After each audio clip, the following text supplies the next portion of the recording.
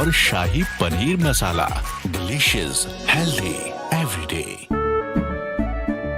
केसरिया से मन जोगी हुआ रे, दिल झूमे देखो मतवारा हुआ रे। केसरिया से मन जोगी हुआ। हर पल मनाओ केसरी त्योहार। विमल, बोलो जुबान केसरी। आधे बाउल दही में 4 चम्मच MDH चटनी पुदीना मसाला डाला, स्टर करो, पुदीना चटनी तैयार। MDH चटनी पुदीना मसाला।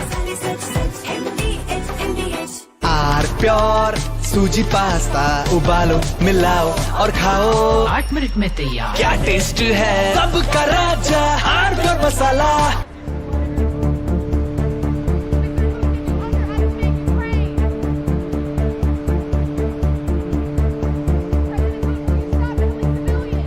Putin, will you agree to a ceasefire?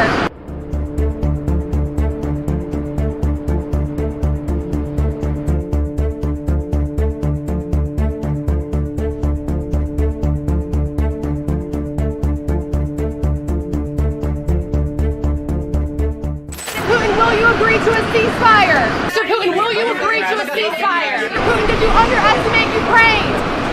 Will you stop killing civilians? What's your message to Vladimir Putin? Putin, will you commit to not killing any more civilians? Why should President Trump trust your word now?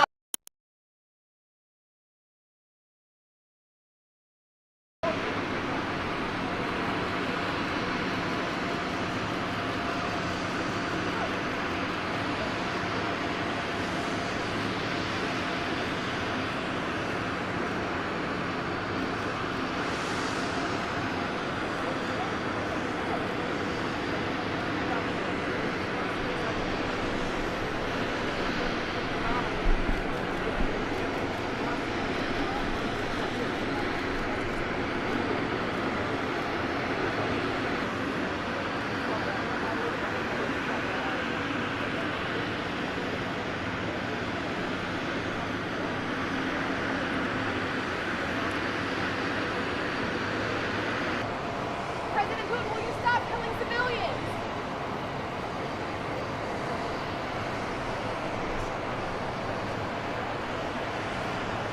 President Putin, how can the U.S. trust your word?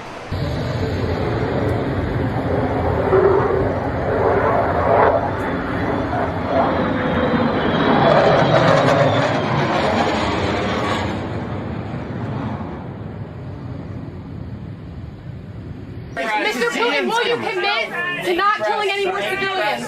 Thank you very much. Let's go. Come on, guys. Thank you, press.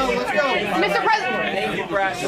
President Putin, why should President Trump trust your word now? Mr. Putin, will you agree to a Thank you, press. ceasefire? Thank you, press. Mr. Thank Putin, you, will press. you Let's go. commit to Thank you, not press. killing any more Thank you, press. civilians? Thank you, press. Let's go.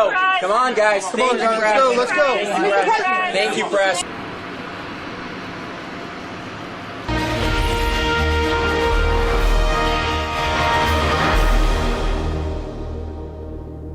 We now dive into India's military evolution with a spotlight on the Tri-Services Coordination.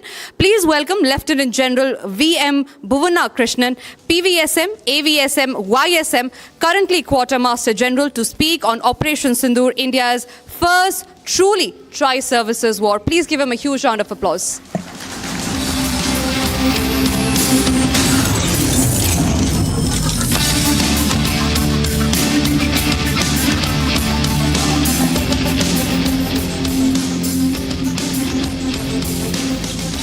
Good afternoon, everyone.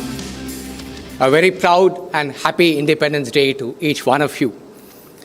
It's an honor to be amongst all of you, and thanks, Mr. Arnab, for inviting me to represent the Indian Army over here. As an ancient civilization and a young nation celebrates its Independence Day today, this conclave is very apt. A day of reflection and renewed pledge for each one of us. I shall touch upon briefly on nationalism, nation building, and Indian Army's role. And I shall take on questions at the end of my talk. What is nationalism? From my perspective, it's a sense of pride in shared history, values, beliefs, struggles rooted to an identified territory. Humankind lives on land, and land is the most cherished possession of mankind after his family and community. Shared history and shared struggles play a vital role in unifying a nation. Nationalism is a positive, attractive, and unifying force for good, and yet, if taken to extremes, could have negative fallouts and trigger counter forces. Forging a nation and instilling a deep sense of positive nationalism is a multi-generational project. Just like a garden, it has to be tended and nurtured with care and attention while being ever watchful and remaining open to course corrections. We have to be vigilant against efforts to divide and weaken from both within and without. India, that is Bharat, as Article 1 of our Constitution articulates, is astounding in its diversity as much as its unifying threads, which course through its body powerfully. The cultural osmosis and absorptive character of our nation is amazing. We are by nature inclusivist and embrace the concept of Vasudeva Kudumbakam, the world is one family. Mahatma Gandhi, writing in Young India, said, "I want India's rise so that the whole world may benefit. I do not want India to rise on the ruins of other nations." A nation state is a modern concept which came about in the 19th century and is the way the world is largely organized today. A nation state is a living, throbbing organism with destiny in its own hands. The people maketh a nation. As I was traveling around one of the cities a few months back, I saw a bus emblazoned with a big caption, Mera Hak. It made me pause and reflect on what is then Mera Fars. Both rights and duties go hand in hand in building the sinews of our nation. We require a strong sense of commitment, passion, discipline, altruism, and humility towards the cause of our nation. Here, I would like to highlight the role and potential of the National Cadet Corps, the NCC, in instilling a sense of national service, pride, discipline, character, and ethos amongst the youth who are our future. The government has taken an excellent step to increase the strength of NCC from the current 10 lakhs to approximately 17 lakhs, and has increased the enrollments into NCC from the border districts across the country. We must be even more ambitious. For a nation of our size and population, we could strive for 1 crore NCC cadets across all districts and tehsils. Symbols and narratives play a powerful role in nation building. They must be well thought out to unify and build our nation.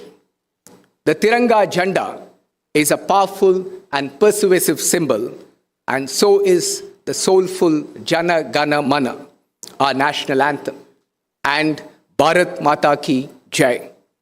The International Yoga Day, celebrated across the country and the world, is yet another. Cricket and cinema are also fine examples in this regard. Our scientists, teachers, farmers, doctors and nurses, innovators, entrepreneurs, industrialists, community workers, athletes, para-athletes, and people from multiple walks of life from across the country give us so much hope and inspiration with their performance and unstinted commitment to the growth of our nation. Atmanirbhar, or self-reliance, is a clarion call for action to our nation and a national security imperative as well. Every citizen of our country, from every corner, must come to believe in the idea of our nation and have a solid stake in its progress and vitality. Now let me touch upon where I come from, that is the Indian Army, our nation's army, our people's army. The Indian Army is a microcosm of our nation. 1.5 million defense forces in a population of about 1.5 billion people, 1,000th of our total population. The Indian Defense Forces are a vibrant symbol of our nationalism and nationalistic spirit. Soldiers and officers hail from all parts and corners of our country and society and come to share the same values and beliefs. They serve shoulder to shoulder in the air, on the sea, and on the land, in the service of our nation, in some of the toughest geographies and high-risk missions. We live, eat, fight, and play together. The apostle of non-violence, the Mahatma, was amongst the first to exhort the Indian Army to defend Jammu and Kashmir against the invaders. We are determined to defend our nation to the hilt should anyone dare cast an evil eye on us. Operation Sindoor is a fine example of this commitment. A whole of armed forces, a whole of defense, and a whole of nation approach with deep military-civil fusion is the way forward in exponentially strengthening the defense and security of our nation. Our role of defending the borders and safeguarding the territorial integrity of our nation has taken our troops and officers to the far corners and interiors of our country, from Kashmir to Kanyakumari, Gujarat to Arunachal Pradesh, and to the island territories. This process creates a deep, abiding respect and appreciation of our nation's unity in diversity. And many of our veterans go on and back to their native roots and elsewhere to serve with the same spirit of commitment and nation building. The who's who of ultimate sacrifice etched in stone at our National War Memorial by a grateful nation is a testament to the spirit and unity of our country. For the defense personnel, our families, our regiments, and our nation form the bedrock of our strong support. Viksit Bharat and Viksit Sena symbolize the strength of our nation. On this Independence Day, our gratitude to our nation, our families, and more importantly, to our freedom fighters and their families for their sacrifices which made this day possible for each one of us. Jai Hind. Thank you. Before we move on to our next session, we are running short on time, but we'll take one question. Just one question that we can take. Yes, Tanvi, thank you very much. So recognizing the fact that in a democracy, the government calls the shots, irrespective of the fact whatever been said, that free hand given to the armed forces, right? So my question is primarily, when the armed forces is doing so much for the country, fighting wars on the borders, listening to the threats by the people of getting us nuked and whatever, blah, blah, still the government takes a call on going on with a cricket match with Pakistan. At least until now, there has been no rebuttal of abandoning that match. How does the people in the army feel when such decisions happen? And before you answer, sir, I would like to tell you my perception on that. I come from a category whom the people call Andhbhakts, right? So I have tweeted it to the PM also that since no decision is being taken to withdraw from the upcoming match, so you leave us in a way like we are na ghar ke na ghat ke, because our opponents taunt us. So that's what we want to understand, that how does the army feel about it? Well, I think the government had given us a free hand. And I think the nation takes its call as to what we should do at different points in time. And therefore, I think both the armed forces and the nation are together in these decisions. Thank you. So we are so proud of our army, and we have seen recently, of course, many times we have seen the parakram of army. We have defeated a country like Pakistan multiple times. And recently we have shown the world what kind of power we are, even in military. So my question to you, because you are from army, sir, is that Indian army is so disciplined, but in Pakistan we have highly indisciplined, Mufata kind of, army chief. How these kinds of people go to that level, and what is the treatment they deserve? Do they have the right to live when they threaten the whole world, that too sitting in America, right? That we will annihilate the whole half of the world, including India. How these kind of people, go to this level, and what should be the treatment with them immediately? Well, because they are big, risk to the whole world. Well, I think it's better to hold one's rhetoric when you are talking about other nations.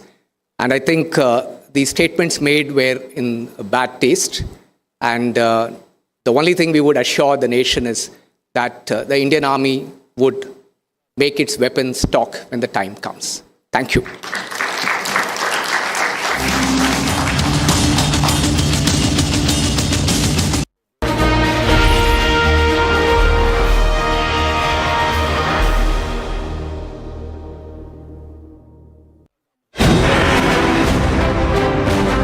ये उनका जो था ना ऐसे, तो वो मुझे बहुत तकलीफ हुई थी सीखने में। तो मैं अपने जाते हुए गाड़ी में गा रही थी, मेरा ड्राइवर ने बोला, मेम साहब जस्ट लोग लू लो क्या, हॉस्पिटल आया आपका? मैंने कहा क्यों रे, तो क्यों ऐसा बोलता है? बोले आपको सांस चढ़ी हुई है।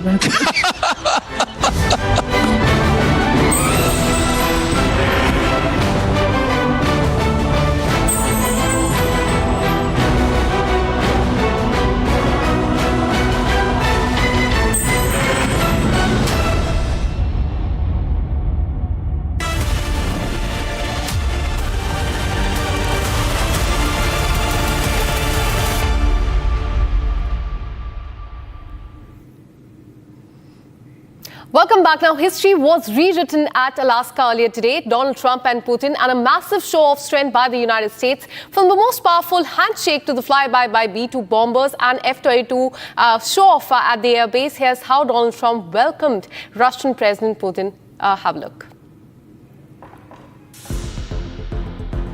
The world's glare was on Alaska.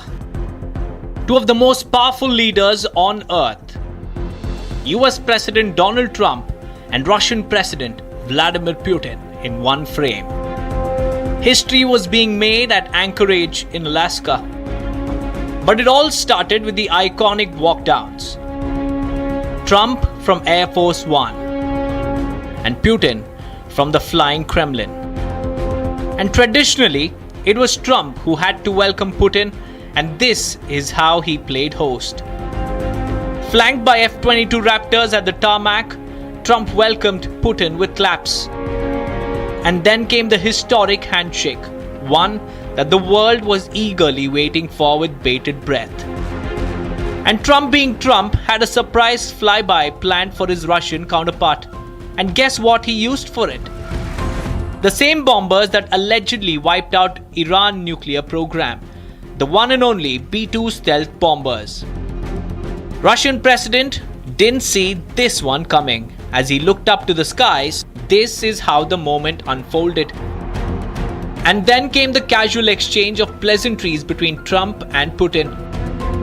Leading up to the beast, US presidents and the world's most safest limousine.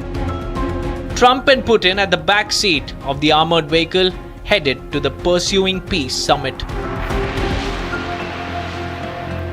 And And after a tense summit in Alaska with Russian President Putin, US President Donald Trump has promised to personally call Ukrainian President Zelensky. Donald Trump has said that no deal is final until Ukraine and European allies are consulted as far as this entire case is concerned. Watch this report. After a high-stakes summit with the Russian President Vladimir Putin in Alaska, US President Donald Trump has promised to personally call Ukrainian President Volodymyr Zelensky to discuss the way forward in the war. The meeting lasted nearly 3 hours.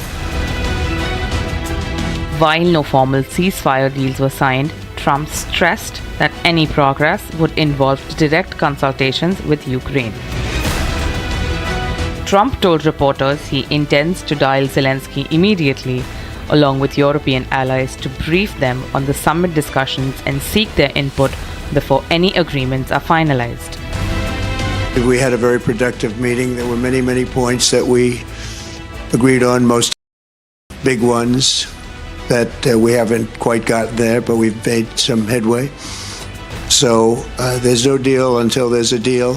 I will call up NATO in a little while. I will call up the various people that I think are appropriate, and I'll, of course, call up President Zelensky and tell him about today's meeting. It's ultimately up to them. They're going to have to agree with.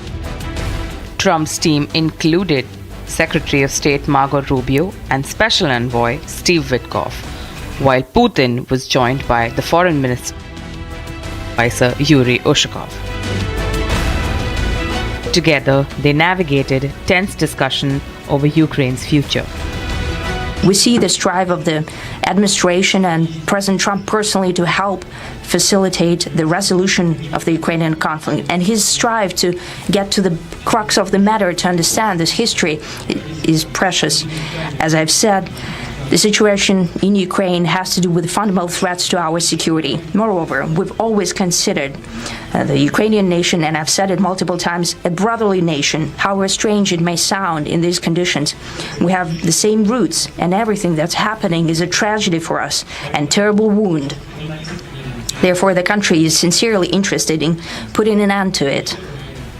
At the same time, we're convinced that in order to make the settlement lasting and long-term, we need to eliminate all the primary roots, the primary causes of that conflict. And we've said it multiple times, to consider all legitimate concerns of Russia and to reinstate a just balance of security in Europe and in the world on the whole. And I agree with President Trump, as he has said today, that naturally the security of Ukraine should be ensured as well.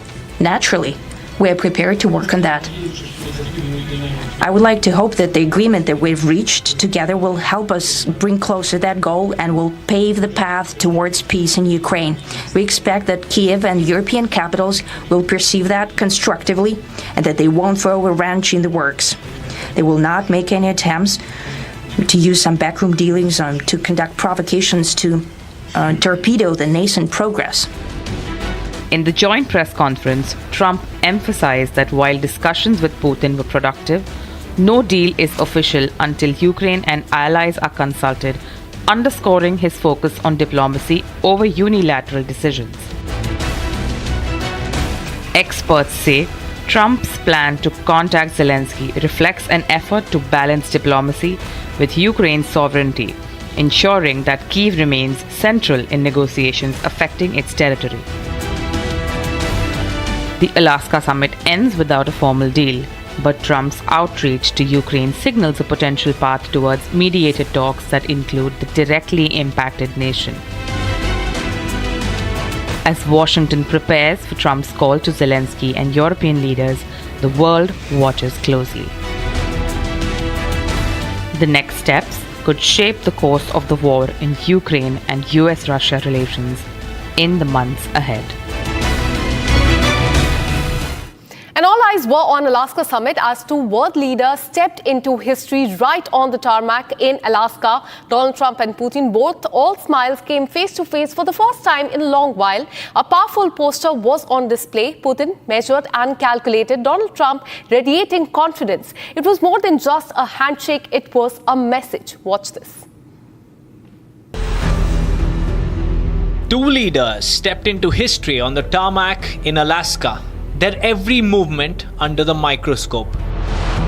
President Trump descended from Air Force One with his trademark unhurried stride, a walk that conveyed ease and control in equal measure.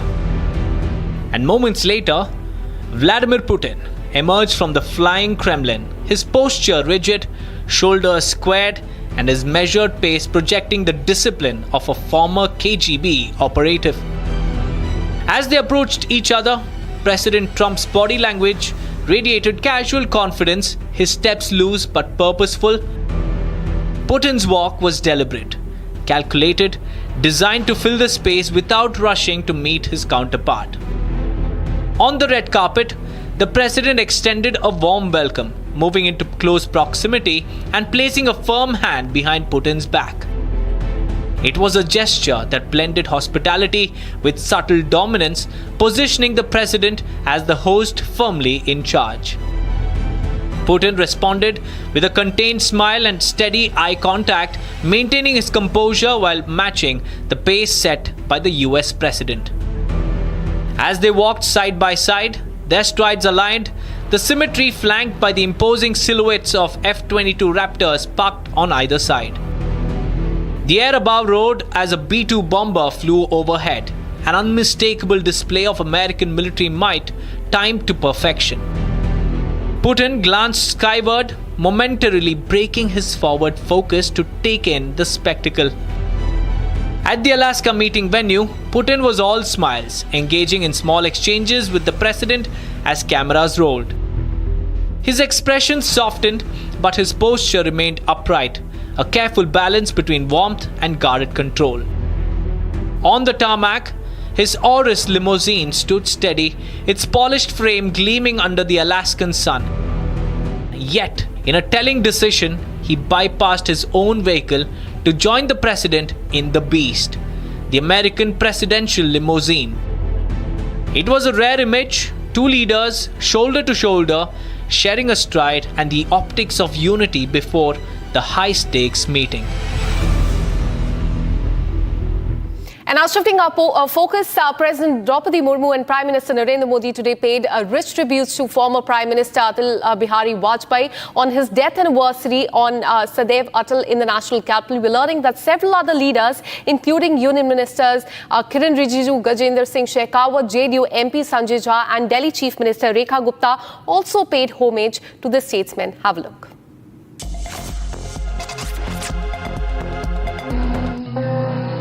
Prime Minister Narendra Modi led the nation in offering floral tributes to Sadaiv Atal, the memorial of former Prime Minister Atal Bihari Vajpayee.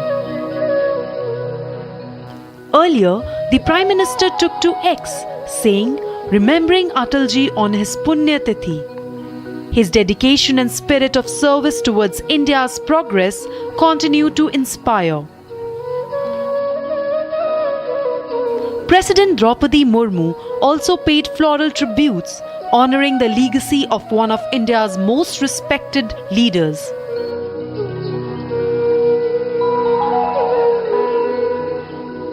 Union Minister Kiren Rijiju and Gajendra Singh Shekhawat, JDU MP Sanjay Jha and Delhi Chief Minister Rekha Gupta also paid homage, underscoring Vajpayee's cross-party influence. हम सब आज अटल जी के पुण्यतिथि पर श्रद्धांजलि देने आए हैं। हर साल जन्मदिन और पुण्यतिथि दोनों समय हम यहाँ आते हैं और देश का राष्ट्रपति जी आदरणीय प्रधानमंत्री जी के साथ हम सब यहाँ प्रार्थना सभा में आए हैं और अटल जी को हमेशा हम याद करते रहते हैं। आज हम सब यहाँ पर उनकी पुण्यतिथि पर उनको श्रद्धांजलि देने कर आए हैं। उनके चरणों में कोटि कोटि नमन करते हुए, उनको पुष्पांजलि अर्पित करते हुए ये संकल्पित होते हैं कि भारत को विश्वगुरु बनाने का संकल्प जो आदरणीय प्रधानमंत्री श्री नरेंद्र मोदी जी ने लिया है, उसको सिद्धि तक हम अवश्य लेके जाएंगे, अटल जी की दी हुई शिक्षाओं का अनुसरण करते हुए। A founding member of the BJP, Atal Bihari Vajpayee passed away on August 16, 2018. At the age of 93, he served as Prime Minister 3 times, briefly in 1996 and later from 1998 to 2004. His birthday, December 25, is marked as Good Governance Day. And with this, we're taking a very short break. Coming up on the other side, we'll tell you about the Donald Trump and Putin meeting, how Donald Trump has signaled a major climb down on Russian oil after his Alaska summit with the Russian president. And also on the other side, Donald Trump makes a huge statement amid sanction threat, says Russia lost India as an oil client. We'll get you more details about this on the other side. Stay with us.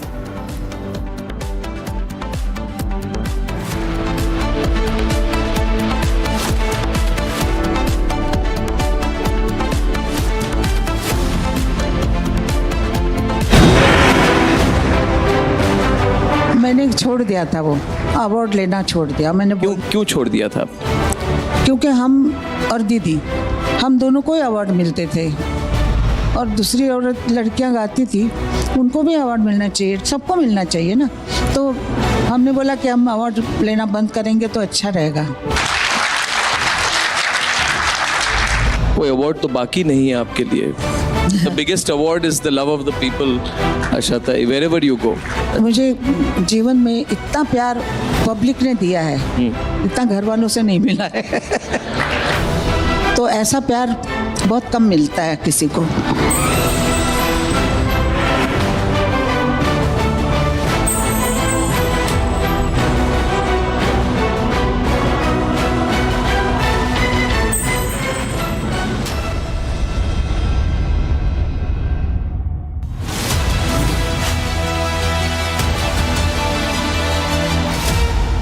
दादी के हाथों का जादू और खुशबू से महकता घर, माँ की मुस्कुराहट और खाने की सुगंध। MDH गरम मसाला, क्योंकि हर रिश्ता है स्वाद से जुड़ा।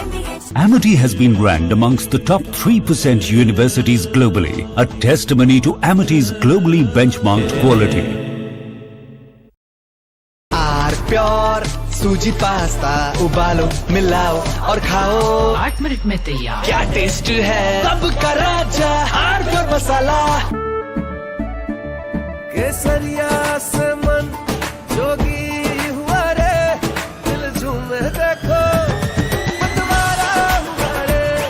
केसरिया से मन जोगी हुआ। हर पल मनाओ केसरी त्योहार, विमल बोलो जुबान Kesari.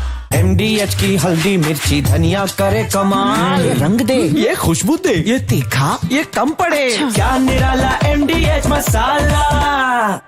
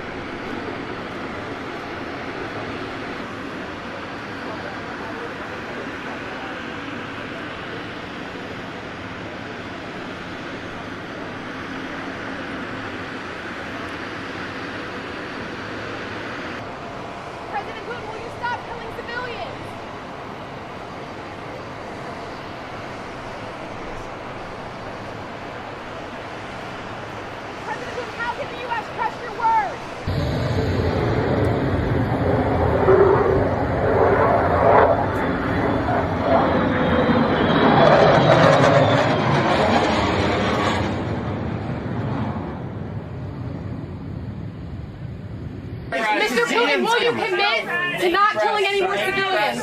Thank you very much. Let's go. Come on, guys. Thank you, press. Mr. President. Thank you, press. President Putin, why should President Trump trust your word now? Mr. Putin, will you agree to a Thank you, press. Thank you, press. Thank you, press. From Asia's largest news headquarters, setting the agenda for Bharat.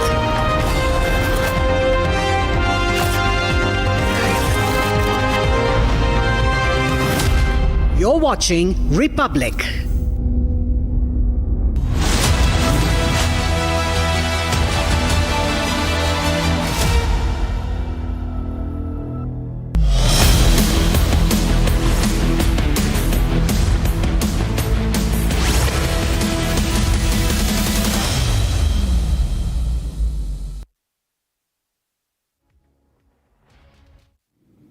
Viewers, some voices do not just sing songs, they write the soundtrack of our lives. One such voice belongs to a legend whose melodies have traveled across decades, genres and generations. This time on Legends, we celebrate the timeless magic of Asha Bhosle, the voice that continues to inspire, enchant and unite music lovers around the world.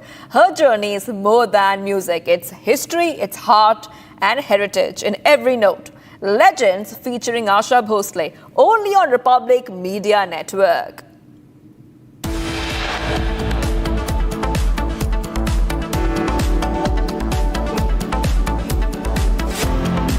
Trump signals a major clampdown on Russian oil after his Alaska summit with Russian President Putin. The US president admits he's now reconsidering his earlier tough stance on tariffs for nations buying Russian oil. Trump makes huge statement amid sanctions threat, says Russia lost India as oil client. Today, when President Trump saying that if he was the president back then, there will be no war. And I'm quite sure that it would indeed be so. I can confirm that. Russian president says he agrees with President Trump that the war in Ukraine would not have happened if Trump were a president in 2022. After scripting history in space, Group Captain Shubhanshu Shukla bid an emotional farewell to his international crew before returning to India. Following an intense cloudburst in Jammu and Kashmir's Kishwar, the death toll has risen to an estimated 53, with many still missing. A 40-year-old man tragically died after the motorcycle he was riding on was hit by a speeding Thar in South Delhi's Moti Nagar area on Friday night.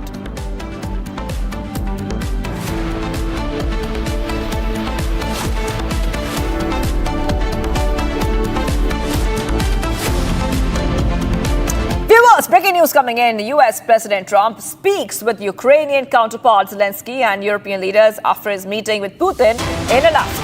And as per the spokesperson, Trump spoke for more than an hour with Zelensky, British Prime Minister Keir Starmer, French President Emmanuel Macron, German Chancellor, as well NATO Secretary General Mark Rutte, and European Commission President Ursula von der Leyen. So, viewers, what we see is that Donald Trump has dialed Zelensky and the NATO leaders after that meeting. I repeat, after that meeting that he had with Putin, and it was what he says were productive talks. Now, US President said that Putin and him were holding a very, very productive and mutually respectful high-stakes summit in Alaska. Two leaders sought a way to bring the Ukraine conflict to a close. President Trump made it clear that there is no deal until there is a deal, indicating the absence of any proper resolution during the meeting, while President Putin described the talks as thorough and useful. In the latest coming in, we see that the EU spokesperson has said that Trump has briefed the EU leaders now. And it's a big possibility that the next meeting would be in Moscow, like Putin had suggested. So back-to-back updates coming here, viewers, on Republic TV. Just after the meeting between President Trump and Russian President Putin. Let's go straight across to my colleague who's joining us right now. We have with us Akansha. Akansha, you know, this is a huge update coming in because Trump had said during that meeting with Putin that yes, he will make a call to Zelensky, he will talk to European leaders as well. If you could just take our viewers through latest coming in. Well, absolutely. I remember after this high-stakes meeting with Russian President, Donald Trump had said that now the onus is on Zelensky, who's the Ukrainian president. And just a while back, in fact, he spoke to Zelensky as well as the European leaders. And now Zelensky has put in fact, a post on social media in which he has said that on Monday I will meet with President Donald Trump in Washington, D.C. to discuss all the details regarding ending the killing and war. I'm grateful for this invitation, and he has put a detailed post on social media. Let me take you through what he has said. He has said, we had a long and substantive conversation with US President Donald Trump. We started with one-on-one talks before inviting European leaders to join us, and this call lasted for more than 1 hour, and in fact including about half an hour of our bilateral conversation with Donald Trump. That means he had a one-on-one conversation with US President Donald Trump for half an hour. Ukraine reaffirms its readiness to work with maximum efforts to achieve the peace.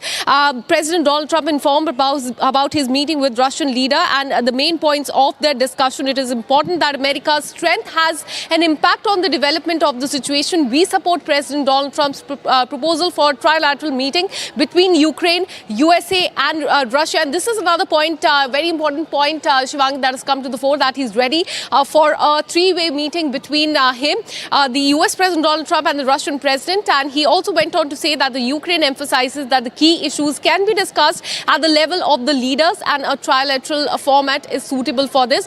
Very importantly, he has said that on Monday, I will meet with President Donald Trump in Washington, D.C. to discuss all the details regarding ending the killing and the war. I'm grateful for this invitation. So it seems that Donald Trump, after meeting with the Russian president, now has invited Zelensky for an important meeting on Monday. He has also said that it is important that Europeans are involved at every stage to ensure reliable security guarantee together with... And viewers, getting you some more breaking up is coming in. I can't hold on. Oh, big update. Zelensky says we'll meet Trump in Washington, D.C. I repeat, Zelensky says we'll meet Trump in Washington, D.C. This is huge coming in, viewers, because remember that that Trump and Zelensky have had meetings earlier. And not just that, Trump has also dialed Zelensky after the meeting with Putin. This is a huge and a big update coming in right now, viewers on Republic TV. We're getting some more updates where we see that Volodymyr Zelensky has said that we had a long and substantive conversation with Trump. We started with one-on-one talks before inviting European leaders to join us. This call lasted for more than an hour and a half, including about an hour of our bilateral conversation with President Trump. Huge update coming in right now, viewers on Republic TV, and we have with us a guest joining us. Mr. Jayant Krishna, Senior Fellow, Center for Strategic and International Studies. Yes, let's go straight across to Mr. Krishna from Washington, D.C. Thank you for joining us here, Mr. Krishna, here on Republic TV. And you know, what we see right now, back-to-back updates coming in, where earlier Trump did say that I do not represent Zelensky, I do not represent Ukraine. However, it looks like Zelensky is taking these conversations that Trump had with Putin forward, because it's very clear that the goal of Trump is to come to a ceasefire deal, and he wants cooperation from both Zelensky and Putin. Yeah, so I think this is a welcome development, and business at the speed of thought, as they say. Barely a few hours ago, the 3-hour meeting between Putin and Trump had ended, and without wasting more time, and he flew immediately back from Alaska back to the U.S., back to Washington D.C. And he has already spoken to these people. That was the very idea, because this was more of a bilateral meeting discussing primarily the Russia-Ukraine war. But in these talks, especially since nobody from Ukraine or Zelensky himself was there, it's very important that this discussion has happened, and other leaders of Europe, German Chancellor, the French President, the European Union head, and all these people, and NATO head also he has spoken to. I think this shows that Trump means business. And in these kind of discussions, today, whatever was discussed, I'm sure the broad roadmap for end of Russia-Ukraine war was discussed. And it is very important because in these kind of discussions, the more time elapses, newer developments happen and the hostilities continue and so on and so forth. Within a couple of hours of that discussion having ended, he has spoken to all these leaders. It is very encouraging. We still don't know what was the reaction of these leaders based on the contours of the roadmap to end the war that got discussed. But I think it's a very, very welcome development. And idea is this discussion, if it is acceptable to Ukraine and others in Europe and NATO, I think it must lead into a ceasefire as early as possible. Otherwise, things may gravitate back to, the renewed hostilities and so on and so forth. So I welcome this. It's a very, very important development because I thought it will happen over 2-3 days, a week, and all. It's happened within a few hours. I think this needs to be complemented, and as long as their reactions were positive, I have a lot of hope to look forward to. Yes, Mr. Krishnanu, before I let you go, I really have one more question for you because it looks like Ukraine is looking very, very cooperative, and they're saying that they are very open to a trilateral meeting between Ukraine, the USA, and Russia. Absolutely. So if this ceasefire has to end, Ukraine has to be a party to it, and that can only happen if there is a peace brokered by the U.S.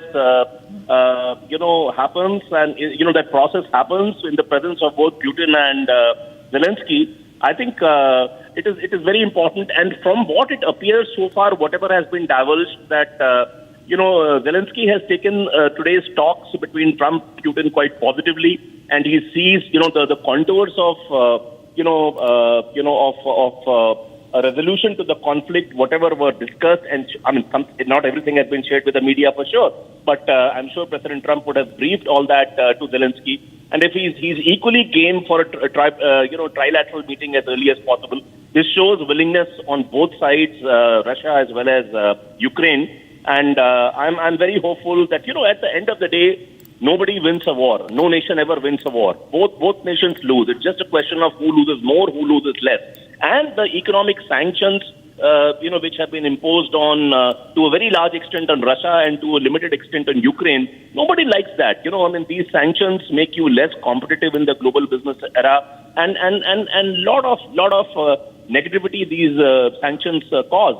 And once the war ends, not only these sanctions would go, but some of the other economic incentives would, as President Trump has clearly indicated in so many last few days, that there could be some economic incentives both for Russia as well as for Ukraine. So I think it's very encouraging.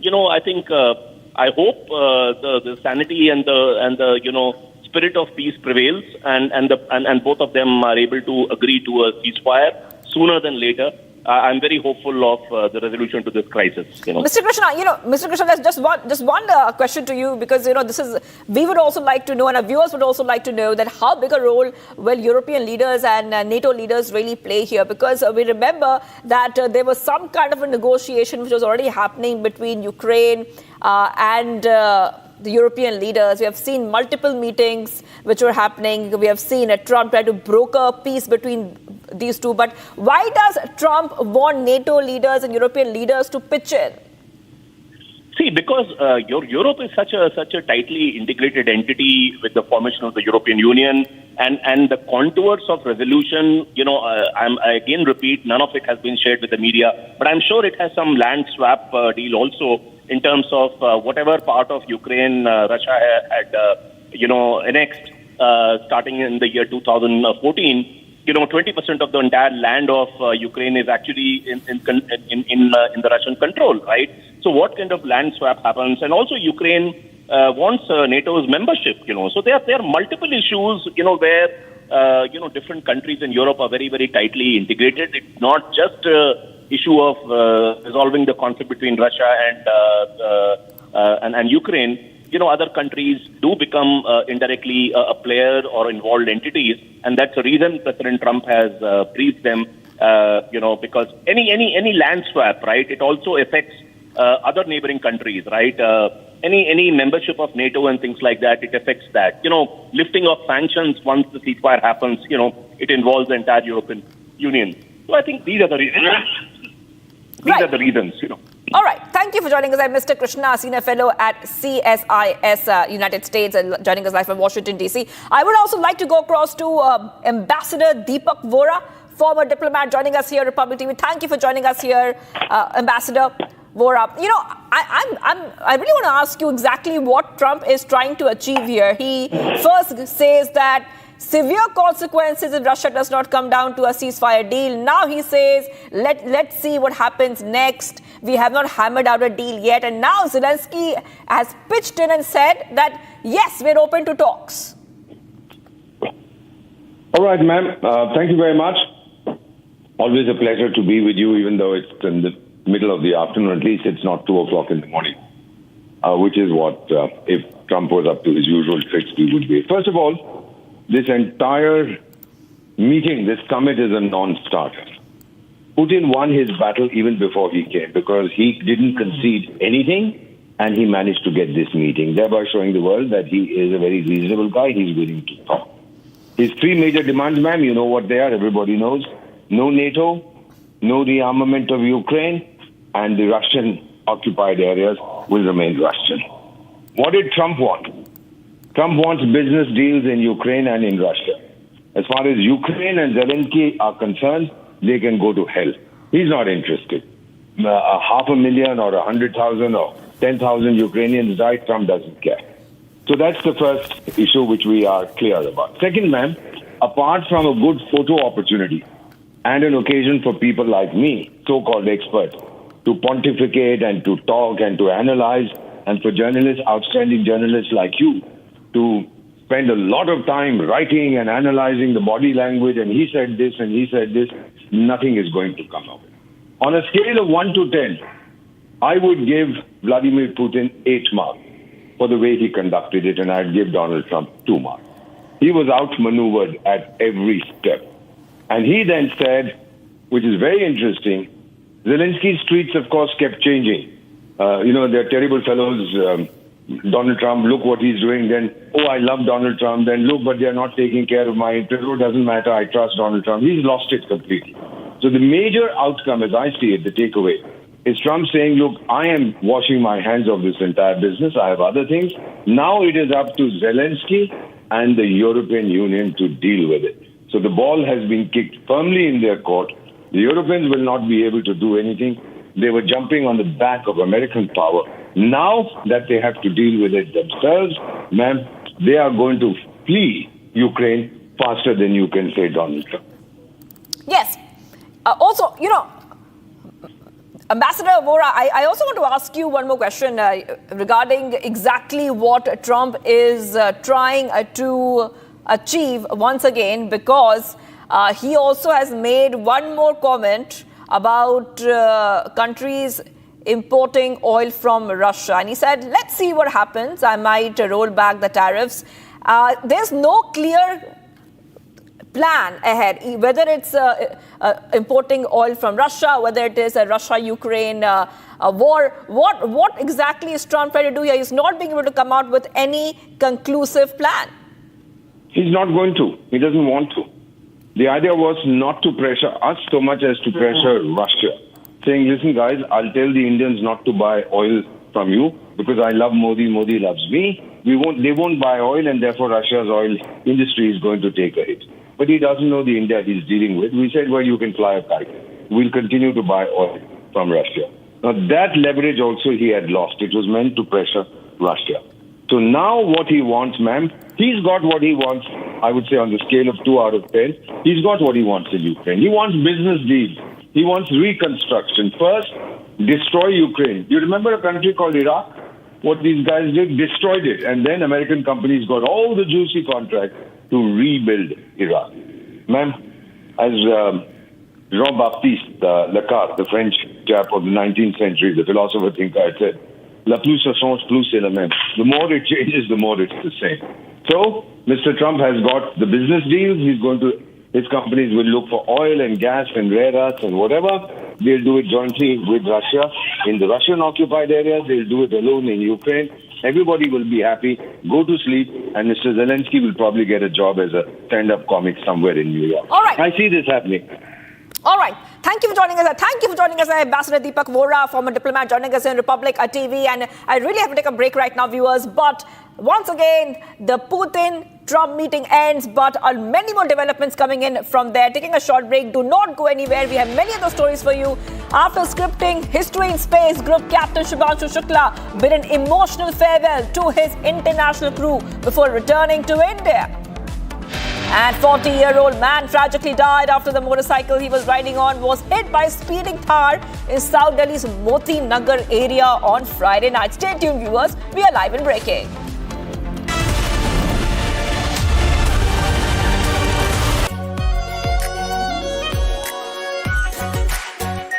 Our Pure Shahi Paneer Masala. Delicious, healthy, every day. Amity has been ranked amongst the top 3% universities globally, a testimony to Amity's globally benchmarked quality. ये है secret recipe MDH का जीरा SIP जल जीरा मसाला।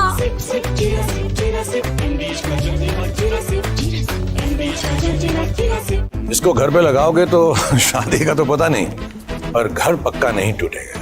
रुंगटा नहीं तो घर strong नहीं। रुंगटा स्टील TMT बार एकदम सॉलिड। पहाड़ों में एक हाइकिंग शिप भी बन सकती है।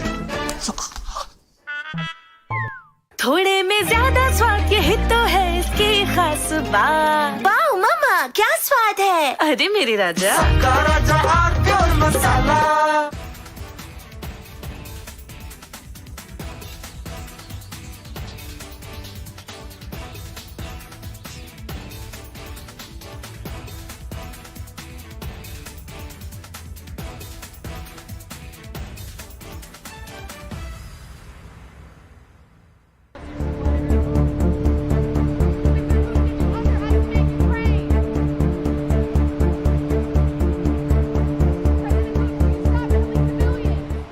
Will you agree to a ceasefire?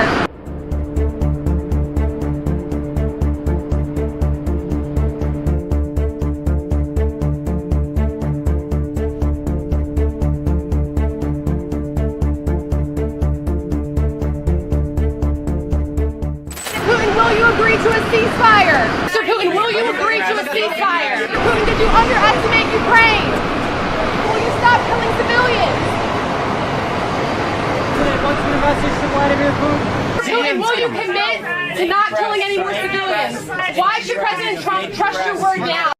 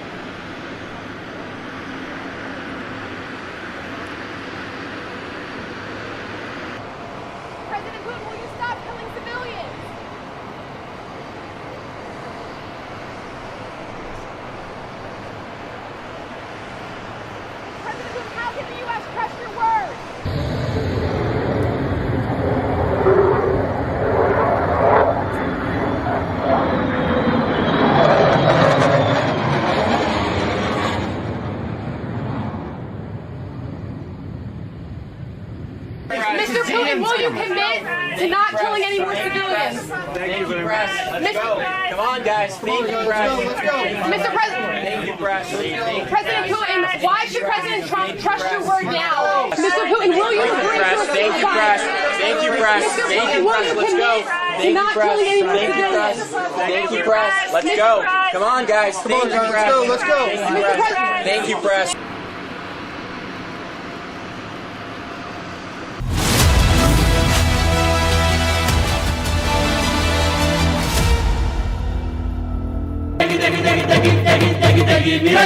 MDH की देगी मिर्च, देगी मिर्च का तड़का, अंग अंग फड़का। MDH की देगी मिर्च।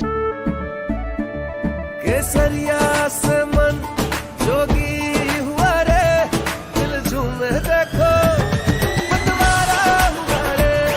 केसरिया से मन जोगी हुआ। हर पल मनाओ केसरी त्योहार। विमल, बोलो जुबान केसरी। आर प्योर सूजी पास्ता उबालो मिलाओ और खाओ 8 मिनट में तैयार। क्या टेस्ट है सबका राजा R pure masala.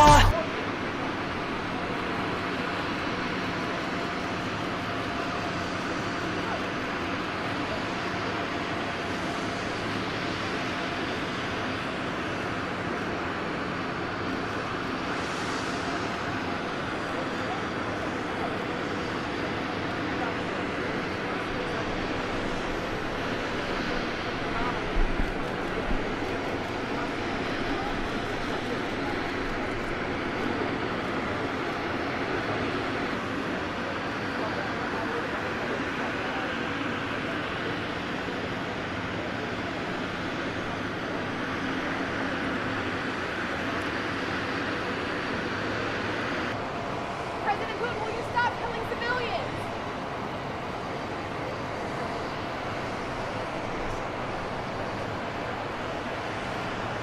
President Putin, how can the U.S. trust your words?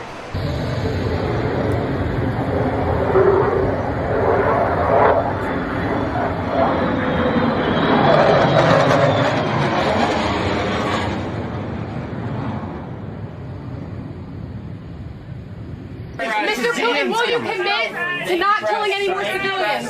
Thank you very much. Let's go. Come on, guys. Thank you, press. Mr. President. Thank you, press. President Putin, why should President Trump trust your word now? Mr. Putin, will you agree to a Thank you, press. Thank you, press. Mr. Thank Putin, you, will press. you Let's go. commit to Thank you, not press. killing...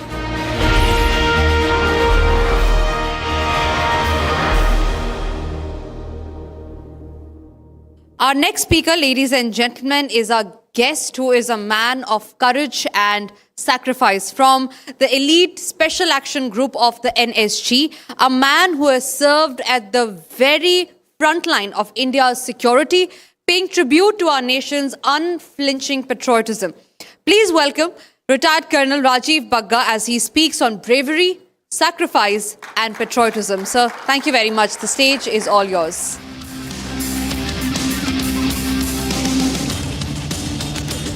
I hope we all are not tired. Yes or no? Jai Hind. Good. As the host was saying, that she has already introduced me. I am Colonel Rajiv Bagga.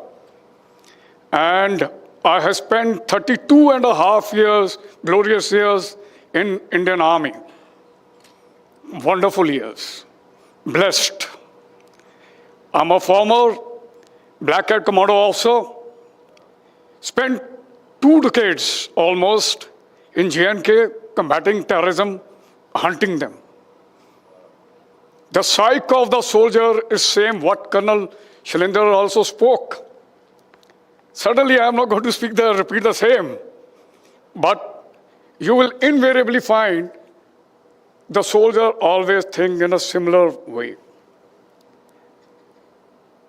And along with this, I'm a jungle and mountain survival expert and ultra-marathoner till date.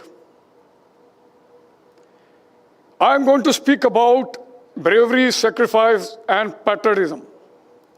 Suddenly, these 3 words are interconnected like a chain. Has to be. You will become brave if you are patriot. The jazba of the patriotism, if it is existing in you.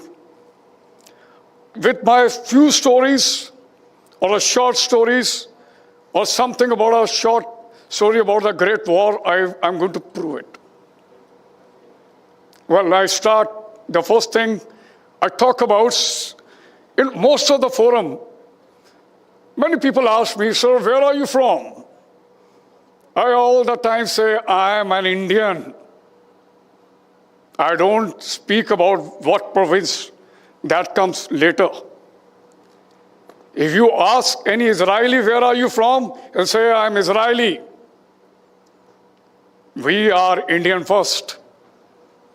Now let me talk about this, why I say so. When we joined Indian Military Academy or National Defense Academy, the training is so designed. We are 16-year-old or 17, 18 years old, kids coming from all over part of the country in our nation. And in that, we interact with each other, come to know about their shortcomings, sweat hard, rub our shoulders, and during that time, the bonding which we create with each other. When I passed out from academy, I'm talking about 1990, we were 400, now we are 350. 50 had attained martyrdom, God bless their soul, lucky guys. And, you know, till date, when I speak to them, even we don't meet each other every day. The bonding which, and I never asked them, where are you from? They are from every corner of our country. I give you one small, real story. I take your memory back. There are certain people here who are not even born during that time, 1992. I'm talking about, there was one accident occurred in Parvanu Hills, that is Parvanu district. I'm talking about Timber Trail episode. In that, 10 lives were hanging between life and death. Army was called in. A brave officer from Special Forces was called in. He volunteered. Major Ivan Cresto, Christian officer, the man who flew the aircraft, Group Captain Fali Major, subsequently in a letter, he raised to the level of Air Chief Marshal, the Air Chief of Indian Air Force. And his co-pilot, Group Captain Upadhyay. The people who were stuck there were from various backgrounds. We never asked, where are you from? Wherever we go, we hold their hand. We are the iron fist and velvet glove. Remember, that is what exactly when we go anywhere, anytime, whether it is a war or natural calamities. Well, I got an opportunity to serve in 3 establishments during my career, and that too for a common goal, that is combating terrorism. I tasted the blood. That was my great battalion, 3rd Battalion of Sikh Regiment, where I was groomed by my ustads, Havaldar NCOs, JCOs, senior subaltern, my commanding officers, and subsequently in Rashtra Rifle, Black Hat Commandos. Only one thing I learned. There is nobody in front of me. There is no one behind me. Whosoever is standing left and right, wherever, they are my brothers. They are the one. I definitely get emotional whenever I remember them. Few of them attained martyrdom again. Well, anyway, proceed further. I also like to share one thing. Within my own battalion, there were a couple of commanding officers I served, under whom I served. Brigadier James Devadas Sena Medal. If again I take your memory back, he was the first man who landed at Andaman Nicobar. He was the brigade commander when tsunami struck. Again, a Christian also. When he is interacting with the Khalsa troops, the bravest of braves, all regiments are good in any case. You know, like I never heard such a fantastic Punjabi, a Tamil Nadu, a person from a Tamil Nadu speaking to a Khalsa troop.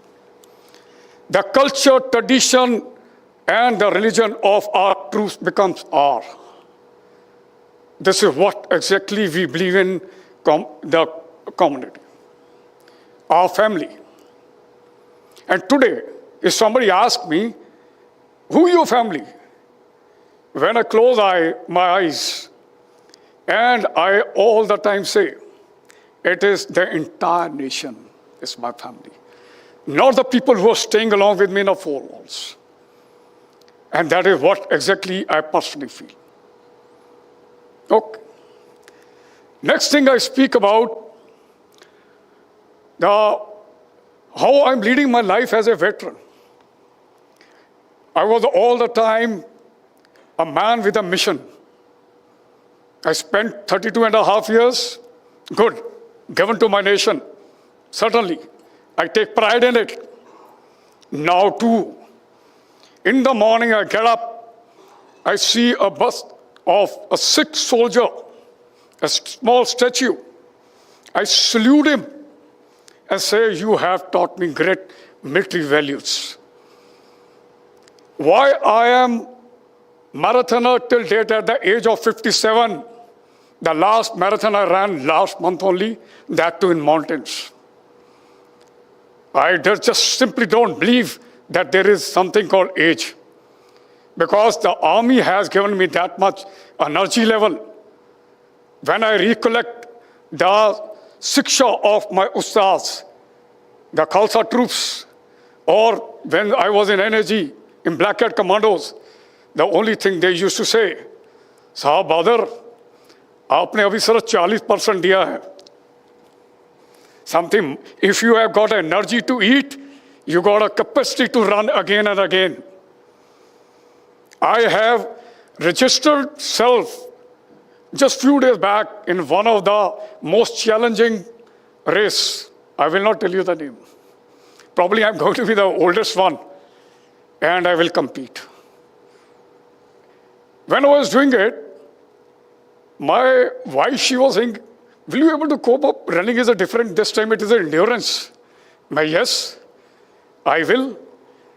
My daughter, who is a lawyer by profession, married to army officer, she said, Mom, if you are going along with him, and wherever you find him coming low, kindly remember, boost up his morale with our battalion war cry. Yes, this is what exactly keep pulling me. I keep pulling, keep striking hard.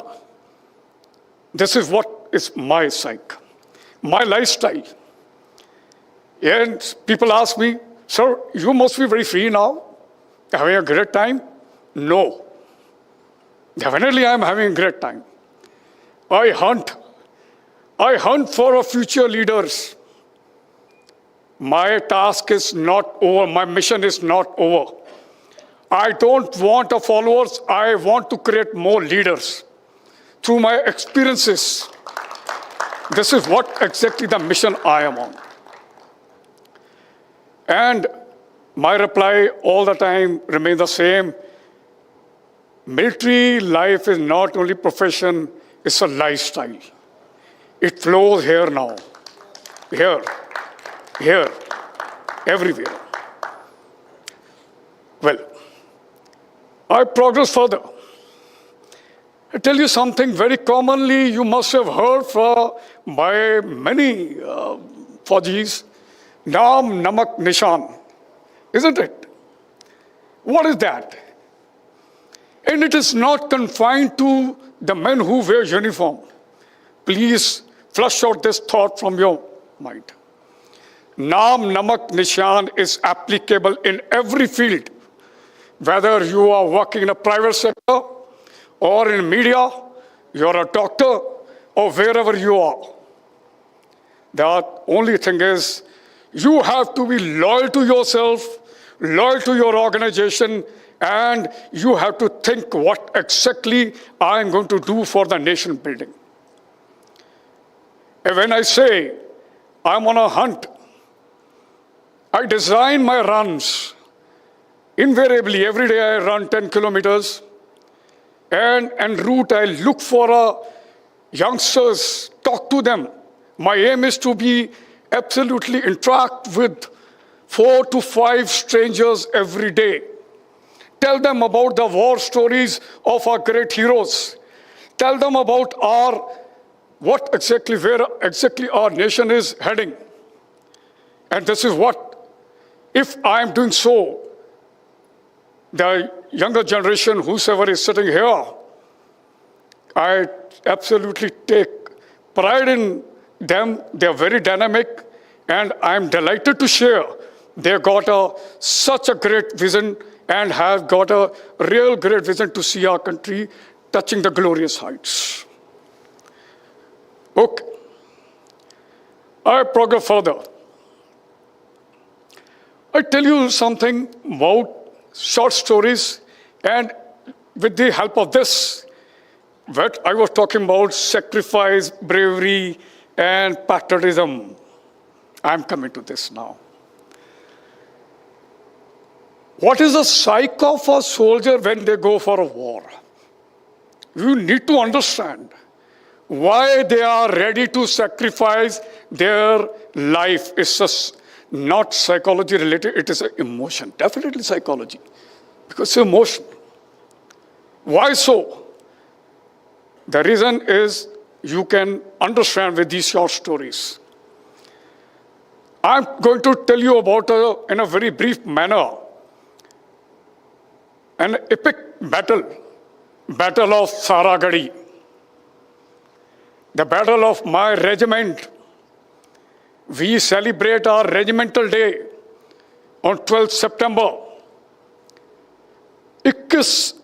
21 sick soldiers against 10,000. I'm narrating, I'm about to start. I can feel I'm really enjoying it. 21 guys, we talk about Spartans. They were 21 and they sorted out 10,000. It was in 1897, Saragadi at present, that time, or now also, northwest province of Pakistan, a fort, communication fort. Havaldar Ishwar Singh was sent along with a strong 21. And their task was to just send the communication or remain the communication between two forts, that is Gulistan and Lockhart. The tribals out there, they were becoming a problem. Definitely they wanted to capture those forts. Britishers were also trying to curb the problem. And 8th, 9th September, these tribals, Afridi and another tribe, they decided to go for it. They carried out series of attacks. All were repulsed. But on 12th September, they managed, or they were succeeded to isolate these forts. Havaldar Ishwar Singh was told by his commanding officer, you withdraw. No. The bravery and sacrifice and patriotism is there in every Indian army soldier, JSO and officer. ये मान लीजिए आप. Okay. He refused to surrender. He chose to attain martyrdom there along with the 21 men. The fight started. They were outnumbered. They're short of ammunition. Guthum Gutha ki ladai. And whatever came in their hand, they started. Finally, they attained martyrdom. When the reinforcement was sent after 2 days, though the fort were recaptured by Britishers, they counted 600 bodies inside the fort. 21 आदमी, 600 and 1,400 were injured. That tribal, they accepted it. Outcome, in one single act of war, all 21 were awarded Indian Order of Merit, highest gallantry award given to any Indian during that time. Standing ovation was given by House of Commons. Battle is still, till date, it is in somewhere in record, recognized in the first 8 battles in UNESCO. It is taught in France, need to be taught here too. All the war, all the bravery acts of our great warriors from any regiment, immaterial, wherever they have fought their war, should be taught in colleges, in their assemblies. There should be short talks. This is how you can inculcate the spirit of patriotism. Well, I proceed with a second short story again. 4 Garhwal rifle, 1962 war. 3 men of 4 Garhwal rifles. I'm talking about Jaswantgarh in Arunachal Pradesh. Battalion withdrew and they told them, you also come back. They decided to attain martyrdom there only again. There were 2 young girls who assisted them, Noora and Sila. On 17th of November, for 72 hours, last night, Jaswant Singh, he kept holding Chinese.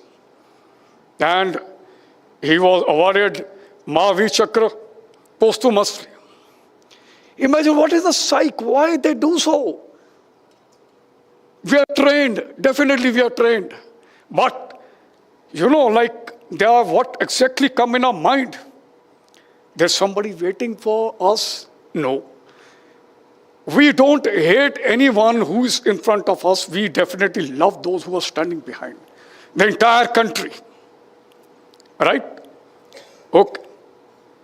And again, at the same time, I'm convinced that bravery acts are not there in the blood of the men who wear uniform. It's in everyone. Neerja Banot, 5th September 1986, Pan Am's aircraft were hijacked, and this young lady shown absolutely a great guts in front of those militants, opened the emergency exit, and allowed the passenger to escape. She was shot dead. She was given the highest gallantry award during peacetime, that is Ashok Chakra. Janoon hai. It is there in everyone. Everyone, the person who is sitting in the cornermost place in the hall. Hota hai.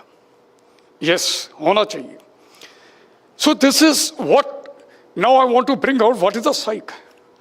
Firstly, we have got a confidence in our training. We have got confidence in our superiors. We have got confidence in our nation. We are there or not there, our family will be looked after. And when we see anything happening to tricolor, the blood starts coming up. That we cannot tolerate. Never, ever. Okay. Next point. I talk about national anthem, war memorials, and certainly tricolor. Whenever I hear and see the tricolor in the wind, it's floating. It gives me a real goosebump, I'm telling you. Till date, I love to sing. I don't look for an occasion to sing my Rashtragan. I love it. Definitely. For me, all these war memorials are akin to temple. I run, I take my route while running and go and stand where the tricolor is. And that is, of course, my house is very closer to cantonment. And I spend some time there. I go and sit in the war memorials. And definitely, I don't hesitate to check those people who are not maintaining the decorum of it. I tell them, this is a temple, this is the war memorial of the great soldier who has lost life in the line of duty for you. You can't afford to do this. Yes, you have to do this, you have to check this. That's not a public park, it's a temple. Well, okay. Next thing, I come to another good thing which I like to highlight here. That is, throughout the life when the child is born, put in a good school in our country, he sing national anthem, participate in all type of a fancy dress competition on national days, goes for higher academics, and suddenly, I don't know what happens, what compulsion comes, he or she decides to migrate. Why so? I prefer to die and born again and again in this soil, enjoy the same profession again and again. Why? The country is rising, country has given so much to you. It is so much, the great platform has been given to you. I don't want to die in some alien country as a class C citizen. I love to die here on this earth. This I recollect one movie which was made by late Shri Manoj Kumar. पुकार। भारत का रहने वाला हूं, you know it. जिसने इस धरती पे जन्म लिया, पाया प्यार तेरा। If it is so, why we run away from here? How can you become so cold that you forget your own parents, your own old Pathshala, your mentors, your colleagues, your friends, and the great brave soldiers who are fighting for you? Or the doctors or whosoever is working for you? If you are not capable of doing something worthwhile in your country, you will not be able to do there. Why you are trying to accept the culture of those people? Right? So don't do that. Last not the least, now summing up, a message to my friends, younger generation. You please rise beyond the horizon. Test your own boundaries. This is what I'm doing. I definitely like to interact with the more people in an unconventional manner, unorthodox, going to Bagiche after my run, meeting them in the market. Many children are in touch with me. It is not that, again I'm saying, I'm not creating followers, creating more leaders. If I am humble enough to one or two strangers each day, that means I have contributed towards nation building. Nation first. Nation all the time first. And my endeavor is definitely remain whatever the step I take every day. I'm not trying to say I'm trying to show off. No, I want my step should be maybe some kind of a inspiration to someone. That's why I'm into physicals. That's why I'm living the life of a soldier at this age, and I will continue doing so. I'll do so. I'll keep striking till the time I feel that, which I don't think so, it is endless mission for me. Till I take my last breath. And another part, do not get bogged down by challenges or fear. Somebody asked, pressure I'm talking about. One of the very famous cricketer, Shri Kapil Dev ji, you're playing a match against Pakistan.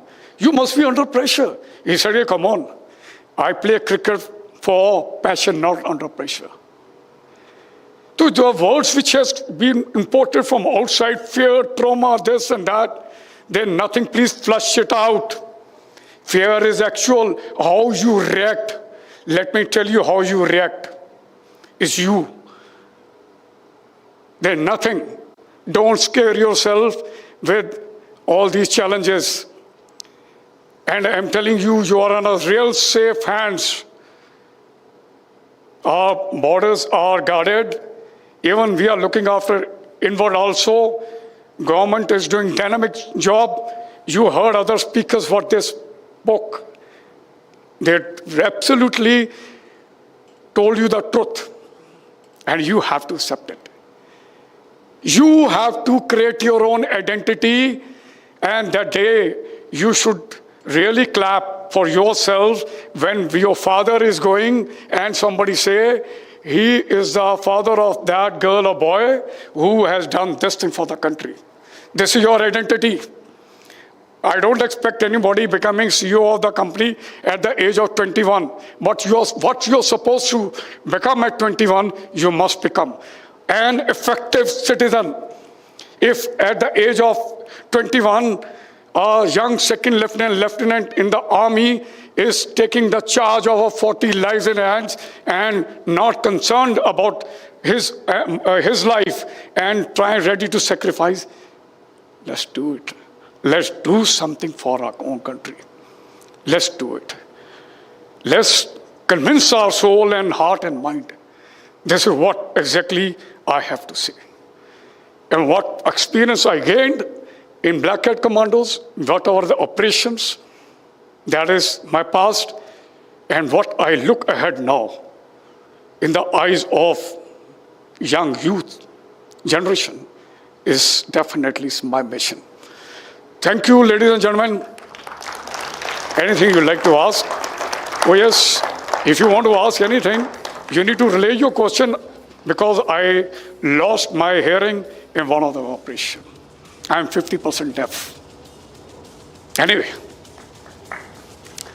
I take pride in that. Nothing to worry. God bless. Jai Hind.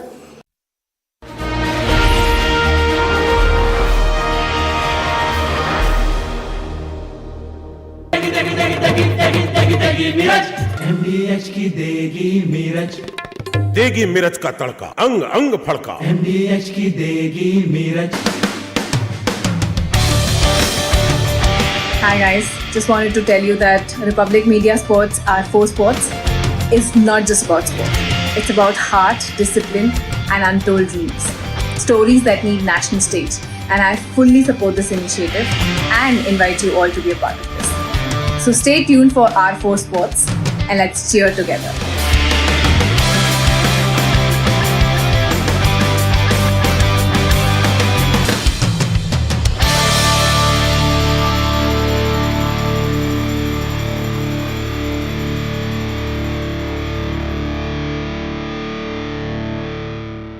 थोड़े में ज्यादा स्वाद यही तो है इसकी खास बात। वाओ मम्मा क्या स्वाद है। अरे मेरे राजा सबका राजा आर्थिक मसाला।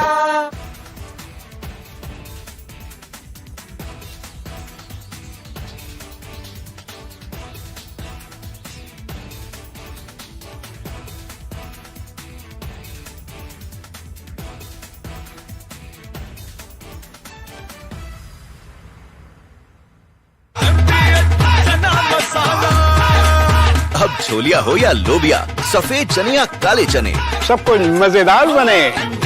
MDH।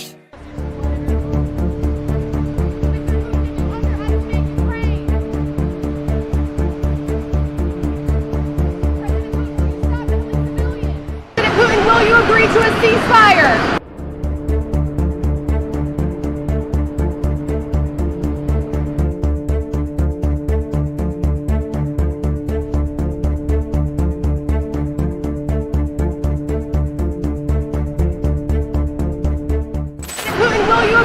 Ceasefire! Mr. Putin, will you agree to a ceasefire? Mr. Putin, did you underestimate Ukraine? Will you stop killing civilians? What's the message to Vladimir Putin? Putin, will you commit to not killing any more civilians? Why should President Trump trust your word now?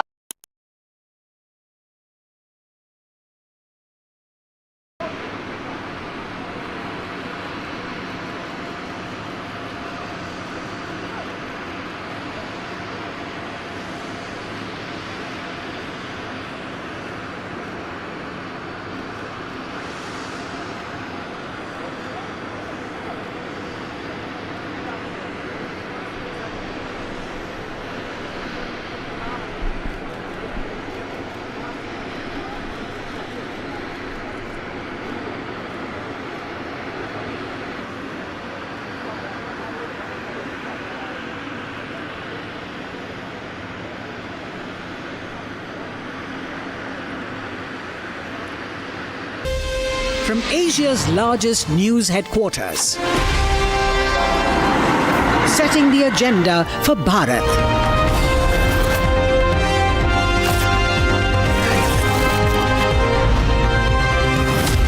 You're watching Republic.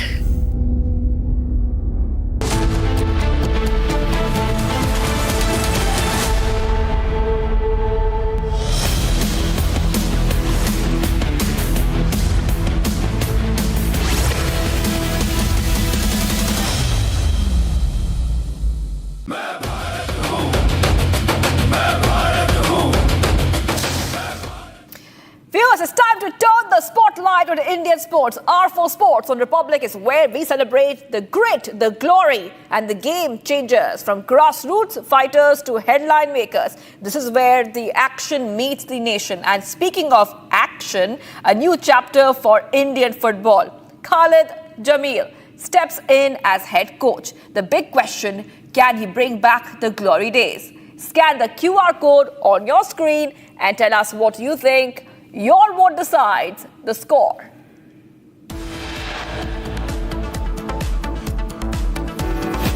After Trump and Putin's historic meeting in Alaska, Zelensky will meet Trump in Washington, D.C. on August 18. Trump dialed Zelensky, European and NATO leaders briefed EU leaders about his and Trump meeting. Trump makes huge statement amid sanctions threat, says Russia lost India as oil client. Today, when President Trump saying that if he was the president back then, there will be no war. And I'm quite sure that it would indeed be so. I can confirm that. Russian president says he agrees with President Trump that the war in Ukraine would not have happened if Trump were a president in 2022. After scripting history in space, Group Captain Shubhanshu Shukla bid an emotional farewell to his international crew before returning to India. Following an intense cloudburst in Jammu and Kashmir's Kishtwar, the death toll has risen to an estimated 53, with many still missing.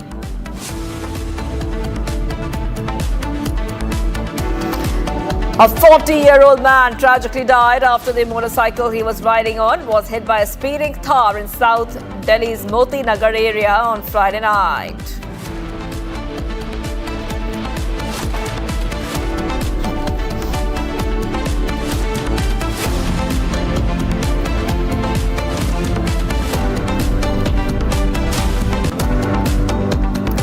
Viewers, breaking news coming in. Prime Minister Modi is scheduled to address the NDA Parliamentary Party meeting at 9:30 a.m. on August 19 as the monsoon session of Parliament enters its final week. So this is a huge update coming in because now we see that the monsoon session of the Parliament will be wrapping up.